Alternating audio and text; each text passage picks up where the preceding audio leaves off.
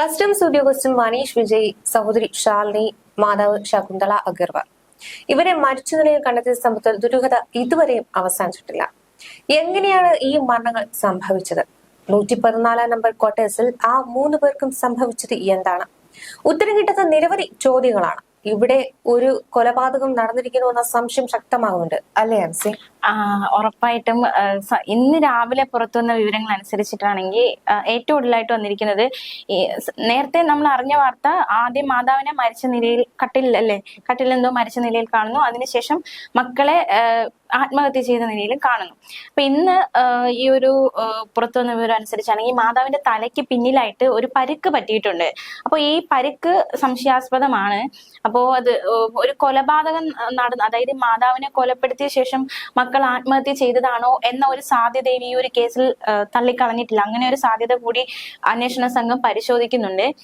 എന്തായാലും അമ്മയ്ക്ക് അന്ത്യകർമ്മം ചെയ്ത ശേഷമാണ് മക്കളുടെ ആത്മഹത്യ എന്ന് തെളിയിക്കുന്ന കണ്ടെത്തലൊക്കെ ഇന്ന് അന്വേഷണ സംഘം നടത്തിയിട്ടുണ്ട്.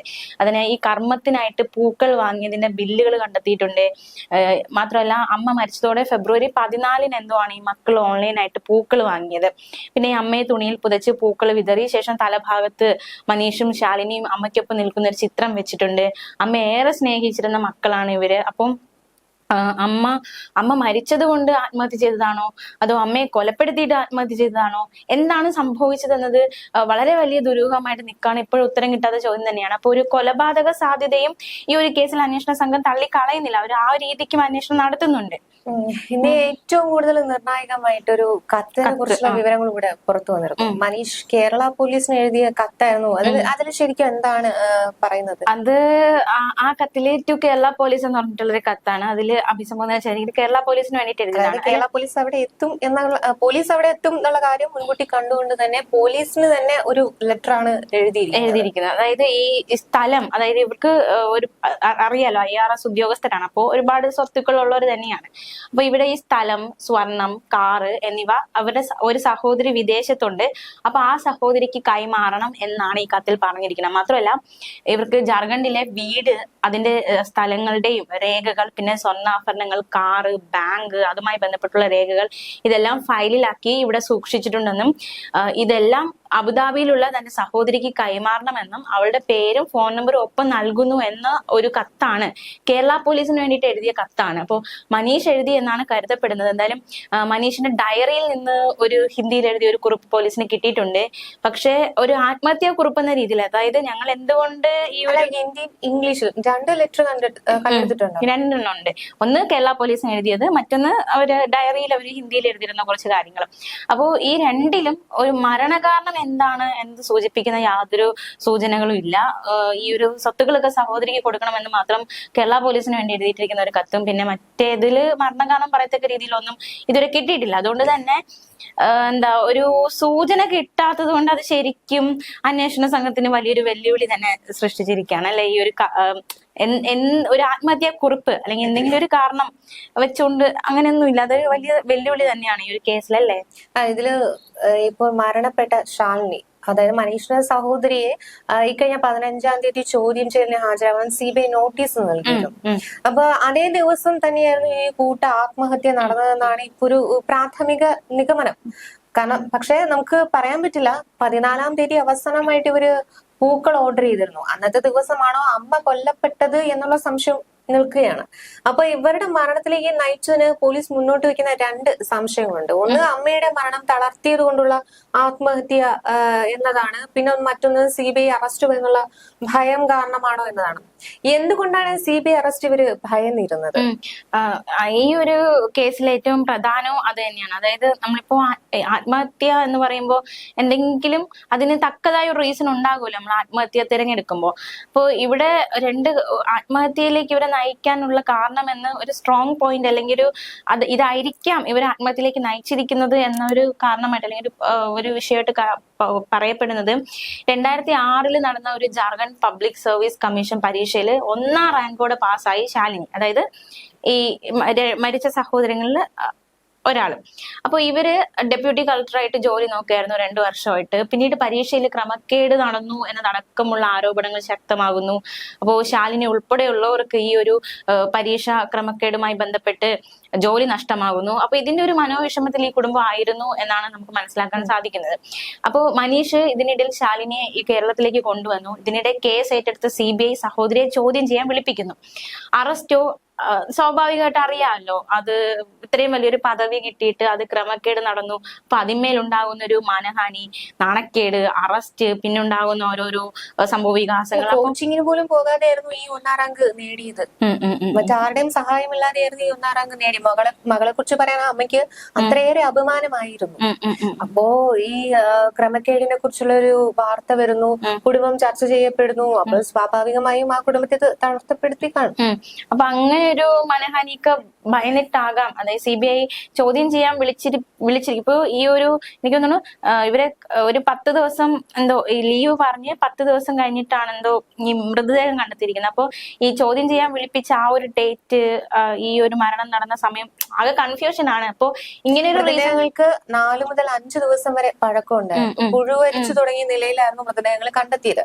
അപ്പൊ ഇവര് ചോദ്യം ചെയ്യാൻ വിളിച്ചിരുന്നത് 14 15 എന്തായിരുന്നു അല്ലേ? 15. അപ്പോ അങ്ങനെ ഒരു ചോദ്യം ചെയ്യലിലേക്ക് കടക്കുന്നതിന് മുന്നേ നടന്ന ഒരു ആത്മഹത്യയാണോ എന്നതടക്കമുള്ള ചോദ്യങ്ങൾ ഇവിടെ ശക്തമാകുന്നുണ്ട്. ആകെ ഒരു കുഴഞ്ഞു മറിഞ്ഞു കിടക്കുകയാണ്. ശരിക്കും അന്വേഷണ സംഘത്തിന് വലിയൊരു വെല്ലുവിളി തന്നെയാണ് എന്താണ് യഥാർത്ഥ റീസൺ എന്ന് കണ്ടുപിടിക്കുന്നതിന്. ശരിക്കും പറഞ്ഞു കഴിഞ്ഞാൽ ഇവർക്ക് അയൽവാസികളുമായിട്ട് യാതൊരു ബന്ധവും ഉണ്ടായിരുന്നില്ല. അതുകൊണ്ട് തന്നെയാണ് ഈ ഒരു എന്താ പറയാ ആത്മഹത്യ നടന്നിട്ട് പോലും ഇത്രയും ദിവസം കഴിഞ്ഞിട്ടും ആരും തന്നെ അറിയാതെ പോയത്. കുട്ടികൾ ഫുട്ബോൾ കളിക്കാൻ എത്തിയപ്പോ അവിടെ എന്താ ദുർഗന്ധം വമിക്കുന്നുണ്ടായിരുന്നെങ്കിലും ഈ സമീപത്തെ ഏതെങ്കിലും എന്താ പറയാ മാലിന്യ കൂമ്പാരത്തു നിന്നുള്ള സ്മെല്ലായിരിക്കും എന്നൊക്കെ കരുതിയിട്ടാണ് ഈ കുട്ടികളും അങ്ങോട്ടേക്ക് കൂടുതലേക്ക് പോകാതിരുന്നത്. പക്ഷെ ഈ മനീഷിന്റെ ഡ്രൈവർ അവിടെ ഈ മനീഷിനെ പിക്ക് ചെയ്യാൻ വേണ്ടിട്ട് എത്തിയപ്പോഴാണ് ഈ ഒരു സംഭവം ഉണ്ടായി എന്ന് തന്നെ തിരിച്ചറിയുന്നത് അല്ലെ? അതായത് ഇതിലെ അയൽവാസികൾ, അതായത് നമ്മൾ ഇപ്പൊ ഇവര് ജാർഖണ്ഡ് സ്വദേശികളാണ്. അപ്പോ ഹിന്ദിക്കാരായിരിക്കും. പക്ഷെ ക്വാർട്ടേഴ്സിലാണ്. ഈ ക്വാർട്ടേഴ്സ് ഒരു ഒറ്റയ്ക്ക് ഉള്ള ഒരു സ്ഥലത്ത്, അങ്ങനെ ഒരു സ്ഥലത്താണ്. അപ്പോ സമീപവാസികൾ, അതായത് ഈ ക്വാർട്ടേഴ്സിന് ചുറ്റുമുള്ളവർ പറയുന്ന മലയാളികൾ പറയുന്നത് ഈ അമ്മയെ അവര് വീണ്ടും മുന്നിലോട്ടൊക്കെ വരുന്നത് കണ്ടിട്ടുണ്ട്. അല്ലാതെ മറ്റു കാര്യങ്ങളൊന്നും ഇവരുമായിട്ട് സംസാരിക്കുക അല്ലെങ്കിൽ ഇവരുമായിട്ടൊരു ബന്ധമോ അവർക്കില്ല. അപ്പോ അത് കാര്യമായിട്ടൊരു ബന്ധമൊന്നും അവർക്കില്ല എന്നത് വളരെ വലിയൊരു ഫാക്ടർ തന്നെയാണ്. പിന്നെ ഇടയ്ക്കിടെ പുറത്ത് കസേരയിൽ വന്നിരിക്കാറുണ്ട്. അത് സമീപവാസികൾ കണ്ടിട്ടുണ്ട്. ഏറെക്കുറെ ഒറ്റപ്പെട്ട ഒരു സ്ഥലമാണ്. അപ്പോ പിന്നെ പോരാത്തതിന് മലയാളികളും അല്ല. അപ്പൊ ആ ഒരു പരിമിതി ഉണ്ടായിരുന്നിരിക്കും. നേരത്തെ പറഞ്ഞതുപോലെ അതായത് ഈ വീടിന്റെ സമീപത്ത് കളിക്കാൻ കുട്ടികൾ എത്തിയപ്പോൾ ദുർഗന്ധം വമിച്ചു. സ്വാഭാവികമായിട്ട് നോക്കി. പക്ഷെ മാലിന്യ കൂനയിൽ നിന്നുള്ള മണമായിരിക്കുന്ന കരുതിയിട്ട് അവർ പോയി. അപ്പൊ എന്തായാലും ഈ ഒരാഴ്ചയായി മനീഷ് അവധിയിലായിരുന്നു. ഓഫീസിൽ അവധി പറഞ്ഞിരുന്നു. അതായത് ഈ കേസുമായി അതായത് ശാലിനിയുടെ ഈ CBI കേസുമായി ബന്ധപ്പെട്ട് നാട്ടിലേക്ക് പോകുന്നു എന്ന് പറഞ്ഞാണ് മനീഷ് അവധി എടുത്തത്. പക്ഷെ മനീഷ് നാട്ടിലോട്ട് പോയിട്ടില്ല. അപ്പോൾ ഈ അവധി കഴിഞ്ഞു. അവധിന്റെ ആ ഒരു ടൈം പീരീഡ് ഒക്കെ കഴിഞ്ഞു. പിന്നീട് 10 ദിവസത്തിനൊടുവിലാണ് ഈ 3 പേരുടെയും മൃതദേഹം കണ്ടെത്തിയിരിക്കുന്നത്. അതായത് ഒരാഴ്ചത്തെ അവധിക്ക് പോയ ആള് തിരിച്ചു വരാതിരിക്കുന്നു, മൊബൈലിൽ കിട്ടാതിരിക്കുന്നു. അങ്ങനെ വന്നപ്പോൾ സഹപ്രവർത്തകർ വീട്ടിൽ അന്വേഷിച്ച് വന്നപ്പോൾ മാത്രമാണ് ഇത്തരത്തില് ഈ ഒരു മരിച്ച നിലയിൽ കണ്ടെത്തിയിരിക്കുന്നത്. അപ്പോ എപ്പോഴാണ് മരണം നടന്നത്, ആ ഒരു മൃതദേഹത്തിന് എത്ര ദിവസത്തെ പഴക്കമുണ്ട്, എപ്പോ ഈ അമ്മയുടെ മരണം നടന്നത് എപ്പോഴാണ്, മക്കളുടെ മരണം നടന്നത് എപ്പോഴാണ്, യാതൊരു വ്യക്തതയില്ല ഇതുവരെ. ഇവരുടെ ഈ കുടുംബത്തിൽ തന്നെ നേരത്തെ മരണങ്ങൾ സംഭവിച്ചിട്ടുണ്ടെന്നൊക്കെയാണ് റിപ്പോർട്ടുകൾ പറയുന്നത്. ജാർഖണ്ഡിലെ റാഞ്ചി സ്വദേശികളായ അതായത് ഇവരുടെ പിതാവ് UC വിജയനാണ്. അപ്പോൾ ശകുന്തളയ്ക്കും 4 മക്കളാണുള്ളത്. അതിൽ ഇവരുടെ അച്ഛൻ മക്കളുടെ ചെറിയ പ്രായത്തിൽ തന്നെയായിരുന്നു മരിച്ചത്. അപ്പൊ അതിനുശേഷം ഒക്കെ ഇവരെ നോക്കിയിരുന്നത് ഈ അധ്യാപികയായ അമ്മ തന്നെയാണ്. ബൊക്കാറോയിലെ അധ്യാപികയായിരുന്നു അമ്മ. അപ്പൊ 4 മക്കളെയും ഇവര് തന്നെയാണ് നോക്കിയത്. ഇതിലൊരു മകൻ മരിച്ചു. പിന്നെ ഒരു മകളുള്ളത് പ്രിയ. ഇവര് വിദേശത്താണ്. അപ്പോ പ്രിയ നാട്ടിലെത്തിയതിനു ശേഷം പോസ്റ്റ്മോർട്ടം ചെയ്യാൻ തന്നെയായിരുന്നു തീരുമാനിച്ചത്. അപ്പൊ ഇന്നാണ് ആ പോസ്റ്റ്മോർട്ടം നടക്കുന്നത്. അപ്പോ പോസ്റ്റ്മോർട്ടത്തിന്റെ റിപ്പോർട്ടൊക്കെ പുറത്തു വരേണ്ടത് കേട്ടോ. അപ്പൊ ഏതാണ്ട് ഒരു മരണം എന്ന് നടന്നു എന്നൊരു കാര്യത്തിലൊക്കെ ഒരു വ്യക്തത വരിക. മാത്രമല്ല അമ്മയുടെ തലയിൽ കണ്ട മുറിവ് എന്താണ്, ഇവരും ഏതാണ്ട് ഒരു കാര്യമൊക്കെ പോസ്റ്റ്മോർട്ടം റിപ്പോർട്ട് വരുമ്പോൾ തന്നെ മനസ്സിലാക്കാൻ സാധിക്കും. കളമശ്ശേരി മെഡിക്കൽ കോളേജിലാണ് പോസ്റ്റ്മോർട്ടം നടക്കുന്നത്. ഈ സഹോദരി നാട്ടിലേക്ക് വരാൻ വൈകിയതുകൊണ്ടാണ് ശരിക്കും പറഞ്ഞാൽ ഇന്നലെ നടത്തേണ്ട പോസ്റ്റ്മോർട്ടം ഇന്നത്തേക്ക് മാറ്റിയത്. അപ്പോ ഈ സഹോദരിക്ക് തന്നെയാണ് ഇവര് സ്വത്തുക്കള് കൈമാറണം, ഈ പറഞ്ഞ ഫയലിലെ രേഖകൾ കൈമാറണം എന്നൊക്കെ പറഞ്ഞിട്ടുള്ളത്. അവര് കുടുംബത്തിൽ പിന്നെ വേറെ ആരും ഇല്ലാന്ന് തോന്നുന്നു. എനിക്ക് തോന്നുന്നു ഈ മരിച്ച രണ്ടുപേരും വിവാഹം കഴിഞ്ഞിട്ടില്ല. അപ്പൊ അവർക്ക് അല്ല, ചില റിപ്പോർട്ടുകളില് ഈ ശാലിനി വിവാഹിതയായിരുന്നു എന്നും 2019 ഇവര് വിവാഹബന്ധം വേർപെടുത്തിയെന്നും ഒക്കെ പറയുന്നുണ്ട്. ഈ ഇവരുടെ കുടുംബത്തെ കുറിച്ചുള്ള പല കാര്യങ്ങളും പുറത്തേക്ക് വരാനുണ്ട്. കാരണം ഇപ്പോ ജാർഖണ്ഡിൽ പോയി കേരള പോലീസ് അതിന്റെ അന്വേഷണമൊക്കെ സ്റ്റാർട്ട് ചെയ്തിട്ടുണ്ട്. അപ്പോ കൂടുതൽ ഇവരുടെ കുടുംബപരമായ കുറെ കാര്യങ്ങളൊക്കെ പുറത്തു വരാറുണ്ട്. അപ്പൊ ഇതിലും ഒരു വ്യക്തത വരാനുണ്ട്. അവിവാഹിതരാണ് എന്ന് പറയുന്നുണ്ടെങ്കിലും ചില റിപ്പോർട്ടുകൾ ഇന്നത്തെ ദിവസം പുറത്തു വന്നതില് ഇതില് ശാലിനി വിവാഹിതയായിരുന്നു, 2019 വിവാഹബന്ധം വേർപെടുത്തി എന്നൊക്കെ പറയുന്നുണ്ട്. അതിലേതായാലും വ്യക്തത വരാനുണ്ട്. അപ്പോ ഈ ഇടയ്ക്ക് ആത്മഹത്യകൾ വർദ്ധിക്കുകയാണ്. അപ്പൊ ഒരു പ്രശ്നമുണ്ടായി രണ്ടാമത് ആൾക്കാർ മരണത്തെ പറ്റി ചിന്തിക്കുകയാണല്ലേ. എന്താണ് ഇതിനൊക്കെ ഒരു പരിഹാരമായിട്ട് നമുക്ക് പറയാൻ കഴിയുക? അതായത് ഈ ഒരു ഇടയ്ക്ക് നമ്മൾ ഒരുപാട് ആത്മഹത്യകൾ, പ്രത്യേകിച്ചും സ്ത്രീധന പീഡനത്തിന്മേലുള്ള ആ ഒരു മനോവിഷമത്തിലുള്ള ആത്മഹത്യകളാണ് നമ്മൾ കൂടുതലും കേൾക്കുന്നത്. ആൾക്കാർ ഭയങ്കര ഭയങ്കര പ്രശ്നങ്ങളിലൂടെയാണ് ആളുകൾ കടന്നു പോയിക്കൊണ്ടിരിക്കുന്നത്. അപ്പൊ നമുക്ക് ചുറ്റുമുള്ള ആളുകളിൽ 1/3 അവരുടെ ജീവിതത്തിൽ എപ്പോഴെങ്കിലും ആത്മഹത്യയെ കുറിച്ച് ചിന്തിച്ചിട്ടുണ്ട് എന്നാണ് പഠനങ്ങൾ പറയുന്നത്. ചിന്തിച്ചിട്ടില്ലേ ഒരിക്കലെങ്കിലും ആത്മഹത്യ ചെയ്യണമെന്ന്? ഞാനും ചിന്തിച്ചിട്ടുണ്ട്. ചത്താ മതിയായിരുന്നു എന്നൊക്കെ നമ്മൾ ചിന്തിക്കും. സ്വാഭാവികമായിട്ടും നമ്മൾ മനുഷ്യരാണ്. ഒരു തവണയെങ്കിലും ആത്മഹത്യയെ പറ്റി ചിന്തിച്ചിട്ടില്ലാത്ത ആരും തന്നെ ഉണ്ടാകില്ല എന്ന് തന്നെയാണ്. അതെ, കാരണം നമ്മൾ മനുഷ്യരായി നമ്മൾ ഒരുപാട് പ്രശ്നങ്ങൾ ഫേസ് ചെയ്യുന്നുണ്ട്. അപ്പോ ആളുകൾ ഇപ്പൊ നമുക്കൊരു പ്രശ്നം ഉണ്ടായാൽ തന്നെ പല മാർഗങ്ങളും ഉണ്ട്. പക്ഷെ ആരും ഇത് ആരോടും സംസാരിക്കുന്നില്ല.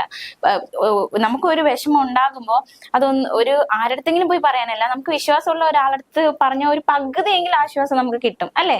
തീർച്ചയായും. എന്തെങ്കിലും എതിരഭിപ്രായം ഉണ്ടോ? അതെ, നമുക്ക് പകുതിയെങ്കിലും ഒരു ആശ്വാസം. പക്ഷെ അത് അത്രയും വിശ്വസനീയമായിട്ടുള്ള, അത് കേട്ടിട്ട് നമ്മളെ വീണ്ടും ടോർച്ചർ ചെയ്യുന്ന ഒരാളായിരിക്കരുത്. ആ വിഷമം കേട്ടിട്ട് അത് വെച്ച് നമ്മളെ ടോർച്ചർ ചെയ്യുന്ന ആളടുത്ത് പോയി പല സംഭവങ്ങൾ ഉണ്ടായിട്ടുണ്ട്.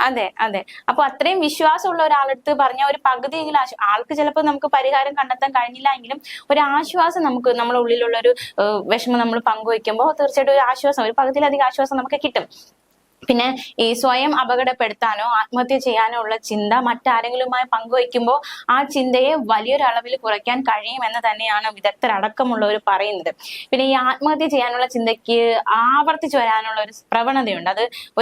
അത് വീണ്ടും ഇങ്ങനെ ഞാനിപ്പോ ഒരു വട്ടമൊന്നുമല്ല, ഞാൻ നിരവധി വട്ടം ആത്മഹത്യയെ പറ്റി ചിന്തിച്ചിട്ടുണ്ട്. അപ്പോൾ അത് ഒരിക്കലും നല്ല, അത് പലപ്പോഴായിട്ട് നമുക്ക് ആത്മഹത്യാ പ്രവണത അല്ലെങ്കിൽ ആത്മഹത്യയെ പറ്റി നമ്മൾ ചിന്തിക്കാനുള്ള സാധ്യത വളരെ കൂടുതലാണ്. അതുപോലെ തന്നെ നമ്മൾ സ്വയം പരിഹാര മാർഗങ്ങൾ കണ്ടെത്തുക, കുടുംബാംഗങ്ങളും ഏതെങ്കിലും രീതിയിൽ അതിനെ ഒന്ന് പരിഹരിക്കാൻ ശ്രമിക്കുക. പരിഹാരം ഇല്ലാത്ത ഒരു പ്രശ്നവും ഈ ഭൂമിയിൽ ഇല്ല എന്ന് തന്നെയാണ് എന്റെ ഒരു ശുഭാപ്തി വിശ്വാസം. ഇപ്പൊ ഒരു വ്യക്തി അയാൾ മുൻപ് സമാനമായ സാഹചര്യങ്ങളെ എങ്ങനെ അതിജീവിച്ചതെന്ന് അതൊക്കെ കുറിച്ചൊന്ന് ആലോചിച്ചിട്ട് ഒന്നുകൂടി സ്വയം ഒന്നൊരു കോൺഫിഡൻസ് വരുത്താൻ ശ്രമിക്കുക. നമുക്ക് നമ്മളുടെ ഒരു ജീവൻ നഷ്ടപ്പെടുത്തുന്നതിന് പകരം ഇതിനെ നമുക്ക് അതിജീവിക്കാൻ സാധിക്കുമോ, അല്ലെങ്കിൽ മുന്നിൽ നിൽക്കുന്ന ഈ പ്രശ്നത്തെ നമുക്ക് എങ്ങനെയും അതിജീവിച്ച് മുന്നോട്ട് പോകാൻ അല്ലെങ്കിൽ ഓവർകം ചെയ്യാൻ കഴിയുമോ, അല്ലെങ്കിൽ ആ പ്രശ്നം എന്താണ്? ഇപ്പോ ഈ സ്ത്രീധന പീഡനത്തിന്മേലുള്ള ഈ ആത്മഹത്യയൊക്കെ നമുക്ക് ഒരു പരിധി വരെ നമുക്കത് മാറ്റാവുന്നതേ ഉള്ളൂ. കാരണം പലരും ആത്മഹത്യ ചെയ്യുന്നത് അയ്യോ എന്നെ കല്യാണം കഴിച്ച് ഇവിടെ വിട്ടതാണ്, ഞാൻ ഇവിടെ പീഡനം നേരിടുകയാണ്, എനിക്കിത് വീട്ടുകാരോട് പറയാൻ പറ്റില്ല, വീട്ടുകാർ അറിഞ്ഞാൽ എന്ത് വിചാരിക്കും, അല്ലെങ്കിൽ എന്നെ അവർ കഷ്ടപ്പെട്ട് കല്യാണം കഴിച്ചു വിട്ടതാണ്, അപ്പൊ മറ്റുള്ളവർ ഇവരറിഞ്ഞ മോശമായിരിക്കില്ലേ, അപ്പൊ ഇനി എനിക്ക് വീട്ടിലോട്ടും പോകാൻ വയ്യ, അങ്ങനെയായിരിക്കും പലരും ആത്മഹത്യ ചെയ്യുന്നത്, അല്ലേ? അപ്പൊ മറ്റുള്ളവരെ പറ്റി ചിന്തിക്കാതെ എനിക്കിവിടെ തുടരാൻ പറ്റില്ല, അല്ലെങ്കിൽ എനിക്കിങ്ങനെ വല്ലവന്മാരെ അടിയിടിയും കൊണ്ട് അല്ലെങ്കിൽ അവരുടെ മാനസിക പീഡനം അല്ലെങ്കിൽ അവന്റെ അമ്മയുടെ മാനസിക പീഡനം കൊണ്ട് എനിക്കിവിടെ ജീവിക്കാൻ പറ്റൂല, ഞാൻ പോകുന്നു. നമ്മൾ ആ ബന്ധം വേർപെടുത്തിയെന്നല്ലേ ഉള്ളൂ, അല്ല നമ്മുടെ ജീവിതം നമ്മൾ കളയേണ്ട, അല്ലെങ്കിൽ നമ്മൾ ഇത്രയും വിലപ്പെട്ട ഒരു ജീവൻ അത് നശിപ്പിക്കേണ്ട ആവശ്യമൊന്നുമില്ല. അപ്പോ പകുതിയിലധികം ആത്മഹത്യകളും നമ്മൾ സ്വയം ആത്മഹത്യ തന്നെ നമ്മൾ എടുക്കുന്ന തീരുമാനമാണ്. അപ്പൊ നമ്മളെ രക്ഷിക്കാൻ നമ്മുടെ ജീവൻ നമ്മുടെ കയ്യിൽ തന്നെ ഇരിക്കുന്ന ഒരു അവസ്ഥയാണ്. അപ്പൊ അത് നമ്മുടെ വിലപ്പെട്ട ജീവിതം നഷ്ടപ്പെടുത്താതിരിക്കാൻ അല്ലെങ്കിൽ അതിന് അപായപ്പെടുത്താതിരിക്കാൻ നമ്മൾ തന്നെ എന്തെങ്കിലും മാർഗം, നമ്മളെ രക്ഷിക്കാൻ നമ്മൾ തന്നെ ശ്രമിക്കുക എന്നത് ഒരു പോംവഴിയായിട്ട് നമുക്ക് എടുക്കാവുന്നതാണ്. പിന്നെ നമുക്ക് വേണമെങ്കിൽ കുറച്ച് മാർഗങ്ങളൊക്കെ അവലംബിക്കാം. ചിന്തിക്കാവുന്നതാണ്. അതായത് നമ്മൾ എന്തിനു ജീവിച്ചിരിക്കുന്നു എന്നതിനുള്ള കാരണങ്ങൾ ഒന്നൊന്നായിട്ട് എഴുതി വെക്കുക. നമ്മുടെ ലക്ഷ്യങ്ങള്, ഭാവി പദ്ധതികള്, നമ്മൾ അത്യധികം ഇഷ്ടപ്പെടുന്ന വ്യക്തികള്, അല്ലെങ്കിൽ നമ്മുടെ മുൻകാലത്തെ നല്ല നല്ല അനുഭവങ്ങള്. അപ്പൊ ഇതുപോലത്തെ ഒരു പ്രശ്നം ഉണ്ടായപ്പോ ഞാൻ എങ്ങനെ അതിജീവിച്ചു, അതിനെക്കുറിച്ച് എഴുതുക, അതിനെക്കുറിച്ച് ചിന്തിക്കുക. അങ്ങനെയൊക്കെ നമുക്ക് ഒരു പരിധി വരെ ആത്മഹത്യയെ നമുക്ക് ഓവർകം ചെയ്യാവുന്നതാണ് അല്ലെ. പിന്നെ ഈ ആത്മഹത്യ ചെയ്യുക എന്നതുപോലുള്ള ചിന്തകളിൽ നിന്നും നമ്മളെ വഴിമാറ്റുന്ന എന്തെങ്കിലും പ്രവർത്തികൾ നമ്മൾ ഏർപ്പെടാൻ ശ്രമിക്കുക. നമുക്ക് അത്ര ഇഷ്ടമുള്ള എന്തെങ്കിലും കാര്യങ്ങളൊക്കെ ഒന്ന് അല്ലെ, കുറച്ചുകൂടി ഒന്ന് ആക്റ്റീവായിട്ട് ഇരിക്കാൻ ശ്രമിക്കുക. അല്ലെങ്കിൽ അത്രയും പറ്റുന്നില്ല എങ്കിൽ ആത്മഹത്യ ഒഴിവാക്കാൻ സഹായിക്കുന്ന ഹെൽപ്പ് ലൈൻ നമ്പർ ഒക്കെ നമുക്ക് അവൈലബിൾ ആണ്. കൗൺസിലർമാരുണ്ട് നമുക്ക് നാട്ടില്. അപ്പൊ അവരുടെയൊക്കെ സഹായം തേടി ഈ ഒരു ആത്മഹത്യയൊക്കെ നമുക്ക് ഓവർകം ചെയ്യാൻ ശ്രമിക്കാവുന്നതാണ്. നമ്മളെ സഹായിക്കാൻ ഒരുപാട് പേരുണ്ട്. ഇപ്പോ നമ്മൾ നേരിടുന്ന പ്രശ്നം നമുക്ക് സോൾവ് ചെയ്യാൻ പറ്റിയില്ല എങ്കിലും ആ ഒരു പ്രശ്നം നേരിടുന്നത് കൊണ്ടാണല്ലോ നമ്മൾ ആത്മഹത്യയെ പറ്റി ചിന്തിക്കുന്നത്. അപ്പൊ ആ ആത്മഹത്യയിൽ നിന്ന് നമ്മളെ രക്ഷിക്കാൻ പറ്റുന്ന ഒരുപാട്, നമ്മളെ സഹായിക്കാൻ പറ്റുന്ന ഒരുപാട് സഹായ സംവിധാനങ്ങളൊക്കെ നമുക്ക് ചുറ്റുമുണ്ട്. പ്രത്യേകിച്ച് ദിശ പോലുള്ള സംവിധാനങ്ങളൊക്കെ നമുക്കുള്ളതാണ്. അപ്പൊ ഈ ആത്മഹത്യകൾ തടയാനാകാൻ ആത്മഹത്യക്ക് ഒരുങ്ങുന്നവർ പൊതുവെ കാണിക്കാറുള്ള ലക്ഷണങ്ങളൊക്കെ ഒന്ന് മനസ്സിലാക്കി വെച്ചിരിക്കുന്നത് നന്നായിരിക്കും അല്ലെ. അതായത് ഈ ഇപ്പോ നമ്മളെ കൂടെയുള്ള ഒരാൾ ആത്മഹത്യയിലേക്ക് നയിക്കപ്പെടുകയാണോ, അല്ലെങ്കിൽ ആത്മഹത്യയെ പറ്റി ചിന്തിക്കുന്ന ആളാണോ എന്നൊക്കെ അറിയാൻ വേണ്ടിയിട്ട് ഈ ആത്മഹത്യയോ സ്വയം ഉപദ്രവിക്കുന്നതിനെ കുറിച്ച് ഒരാൾ സംസാരിക്കുന്നുണ്ടെങ്കിൽ അയാൾ ഒരു ആത്മഹത്യ പ്രവണത കാണിക്കുന്ന വ്യക്തിയാണ്. പിന്നെ ഈ മരണത്തെ കുറിച്ച് ഏറെ വാചാലരാകുന്ന ചിലരുണ്ട്. അല്ലെങ്കിൽ മരണം സുന്ദരമാണ് എന്നൊക്കെ പറഞ്ഞ് കാവ്യാത്മകമായിട്ടൊക്കെ പറയുകയോ, അല്ലെങ്കിൽ മരണത്തെക്കുറിച്ച് ആ കാര്യങ്ങളെ കുറിച്ച് വായിക്കുകയോ അതിനെക്കുറിച്ച് എഴുതുകയോ ചെയ്യുന്ന അങ്ങനെയുള്ളവർക്കൊക്കെ ഈ ആത്മഹത്യ പ്രവണത ഉണ്ട് എന്നാണ് വിദഗ്ധർ പറയുന്നത്. പിന്നെ ഈ ആത്മഹത്യക്ക് ഉപയോഗിക്കാവുന്ന വിഷമോ അല്ലെങ്കിൽ ആയുധങ്ങളോ അങ്ങനത്തെ സാധനങ്ങൾ വാങ്ങുക, താൻ എല്ലാവർക്കും ഒരു ഭാരമായി തീരുന്ന മട്ടിലോ പ്രത്യാശ നഷ്ടപ്പെട്ട രീതിയിലോ സംസാരിക്കുക, വിൽപത്രം തയ്യാറാക്കുക, വിലപിടിപ്പുള്ള ഏറെ ഇഷ്ടത്തോടും അഭിമാനത്തോടും കൊണ്ടുവരുന്ന വസ്തുവകകൾ ആർക്കെങ്കിലും കൊടുത്ത് ഒഴിവാക്കുക, കുടുംബാംഗങ്ങളെയും സുഹൃത്തുക്കളെയും ഒക്കെ പതിവില്ലാത്ത വിധം സന്ദർശിക്കുക, ബന്ധപ്പെടുക, അവരുമായിട്ട് പതിവില്ലാത്ത രീതിയിലൊരു അടുപ്പം കാണിക്കുക, അല്ലെങ്കിൽ എല്ലാറ്റിൽ നിന്നും ഒഴിഞ്ഞു മാറി ഒരു ഏകാന്ത ജീവിതത്തിലേക്ക് നയിക്കപ്പെടുക. അപ്പൊ ഇങ്ങനെയുള്ളവരെയൊക്കെ ഒന്ന് ശ്രദ്ധിക്കുക. കാരണം ഇവരൊക്കെ ആത്മഹത്യ പ്രവണത ഉള്ളവരായിരിക്കും. എല്ലാം അവസാനിപ്പിക്കുക, അല്ലെങ്കിൽ എല്ലാ പ്രതീക്ഷയും നഷ്ടപ്പെട്ട് ഇനി മരണം മാത്രമേ മുന്നിലുള്ളൂ എന്ന രീതിയിൽ നിൽക്കുന്നവരായിരിക്കും. അപ്പോ ഇപ്പൊ നമ്മുടെ കൂടെയുള്ളവർ രണ്ടുപേരെങ്കിലും നമുക്ക് അടുത്തറിയാവുന്നവരായിരിക്കുമല്ലോ. അപ്പൊ അത്രയും വലിയ എന്തെങ്കിലും പ്രശ്നങ്ങൾ കുടുംബത്തില് ഇത്രയും വലിയ പ്രശ്നമുണ്ട്, അല്ലെങ്കിൽ ഇത്രയും വലിയ സാമ്പത്തിക ഭാരമുണ്ട് എന്നൊക്കെ നമ്മളോട് ഷെയർ ചെയ്യുന്ന ഒരുപാട് പേരുണ്ടാകുമല്ലോ. അപ്പോ അവരെയൊക്കെ നമ്മളൊന്ന് കരുതാൻ ശ്രമിക്കുക. നമുക്കിപ്പോ പണം കൊടുത്ത് അവരെ സഹായിക്കാൻ പറ്റിയെന്ന് വരില്ല, അല്ലെങ്കിൽ അവരുടെ പ്രശ്നങ്ങളെ പരിഹരിക്കാൻ പറ്റിയെന്ന് വരില്ല. പക്ഷെ നമുക്ക് അവരെ വാക്കുകൾ കൊണ്ട് താങ്ങാവുന്നതാണ്. സാഹചര്യങ്ങൾ നമുക്ക് അവരെ ഒരു കൈ കൊടുത്ത് ഒരു താങ്ങ് കൊടുക്കാവുന്നതാണ്. കാരണം ഈ വലിയ പ്രശ്നങ്ങൾ, അതായത് വലിയ സാമ്പത്തിക പ്രശ്നമായാലും മറ്റു തരത്തിലുള്ള എന്ത് പ്രശ്നമായാലും ഒരു പരിധി വരെ മനുഷ്യൻ സഹിക്കും. അത് കഴിഞ്ഞാൽ അവരെ കൈ നിൽക്കുന്നില്ല എന്ന് തോന്നിയാൽ ഉറപ്പായിട്ട് അവർ ആത്മഹത്യ എന്ന വഴിയിലേക്ക് പോകും. അതായത് നമുക്ക് പരിഹരിക്കാൻ പറ്റുന്നില്ല, നമ്മുടെ കയ്യിൽ ആ പ്രശ്നം നിൽക്കുന്നില്ല എന്ന് വന്നാൽ ഉറപ്പായിട്ടും നമ്മൾ അടുത്ത് ചിന്തിക്കുന്നത് ആത്മഹത്യയെ കുറിച്ചായിരിക്കും.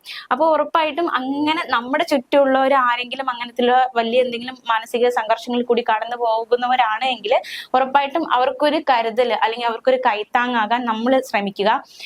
അങ്ങനത്തുള്ള കുറച്ച് കാര്യങ്ങളൊക്കെ നമ്മൾ ശ്രദ്ധിച്ചാൽ നമ്മളെ കൂടെയുള്ള ഒരു ആത്മഹത്യയിലേക്ക് നയിക്കപ്പെടുന്നത് ഒരു പരിധി വരെ നമുക്കും തടയാനാകും എന്നതും ശ്രദ്ധേയമാണ്, അല്ലെങ്കിൽ വളരെ ഇമ്പോർട്ടന്റ് ആയിട്ടുള്ള ഒരു കാര്യം തന്നെയാണ്.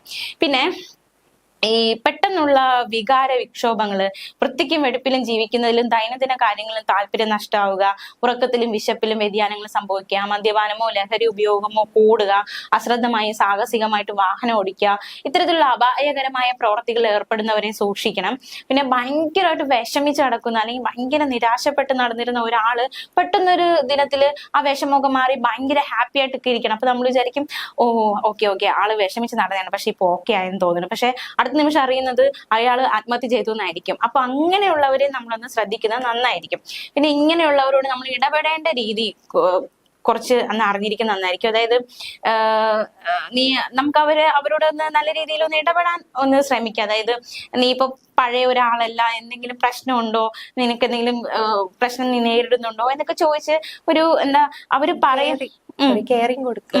അവര് പറയുന്നത് കേൾക്കാം. ഒന്നും പറ്റിയില്ലെങ്കിലും അവർക്ക് അവരൊരു കേൾവി ഉപകരണം അല്ലെങ്കിൽ അവർ പറയുന്ന കേൾക്കാനുള്ള ഒരു മനസ്സും ഒരു സമയവും നമ്മൾ കണ്ടെത്തിയാൽ തന്നെ അവർക്ക് ചെയ്യാവുന്ന ഏറ്റവും വലിയൊരു ഉപകാരം തന്നെ ആയിരിക്കും അല്ലെ.